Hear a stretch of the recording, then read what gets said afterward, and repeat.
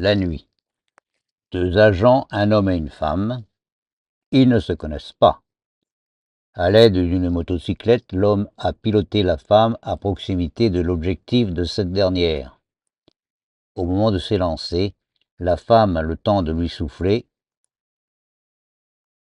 30 minutes à compter de maintenant, pas une de plus. C'est la règle, il ne le sait que trop. Si dans 30 minutes la fille n'est pas revenue, c'est qu'elle ne reviendra pas.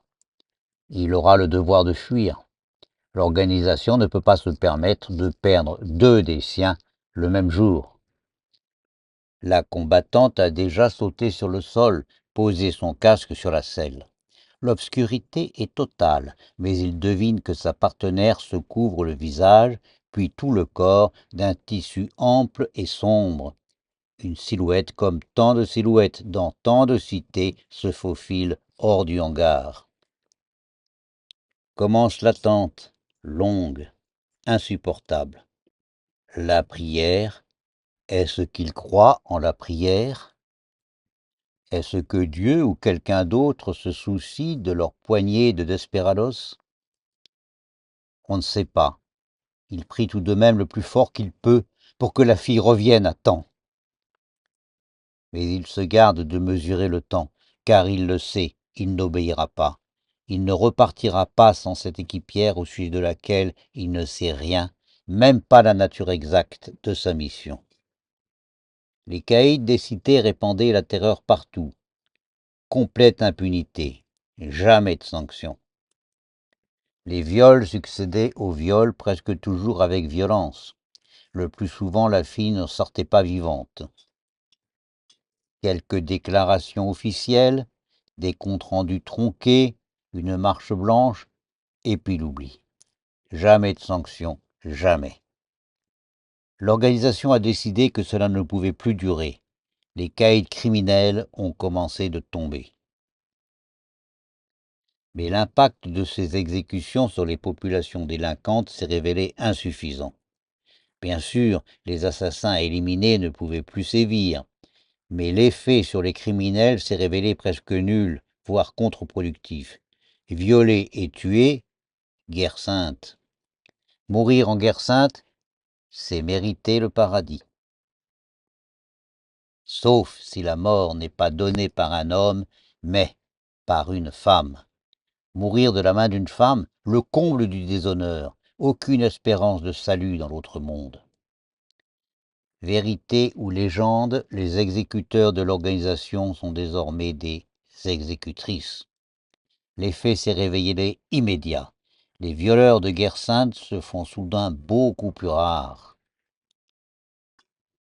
Tandis qu'ils se morfondent, ils devinent une ombre, intense soulagement. C'est elle, bien sûr. Sans attendre, il démarre la moto. La guerrière a récupéré son casque, s'est hissée sur la selle et lui souffle. Foncez, je suis suivi. On peut leur échapper, mais c'est une question de secondes. Si vous pouvez piloter dans l'obscurité, n'allumez pas le phare.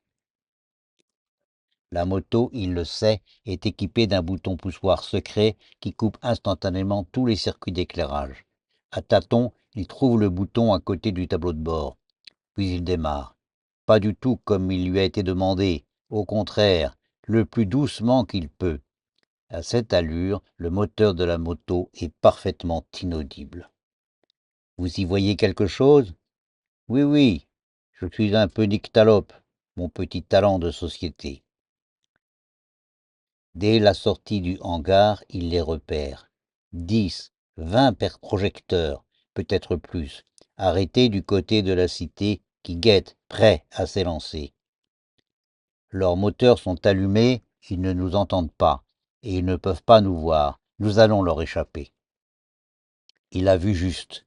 Ils leur échappent sans difficulté, personne ne les détecte. Ils roulent encore de longs instants, toujours dans l'obscurité, et c'est seulement quand ils jugent qu'ils sont suffisamment éloignés que le pilote remet l'éclairage en route et enfin accélère l'allure. Plus tard, il s'arrête à l'endroit prévu. Je sais que ma question est défendue, mais je ne peux pas me l'interdire. Avez-vous réussi? La jeune femme rit. Vous voulez savoir si vous m'avez promené vainement? Non, ce n'est pas le cas. Je ne vous en dis pas plus. Gracieux geste d'adieu de la main, la silhouette est avalée par la nuit, gardant définitivement tout son mystère. Elle est peut-être très jolie, pense-t-il. En tout cas, si gracieuse. Lui aussi doit disparaître. La découverte de sa présence à proximité du lieu de l'attentat sonnerait comme une insupportable signature. Où vont les morts quand ils sont morts? Que deviennent les peuples disparus après qu'ils ont disparu? Après tout, qu'importe, qui s'en soucie?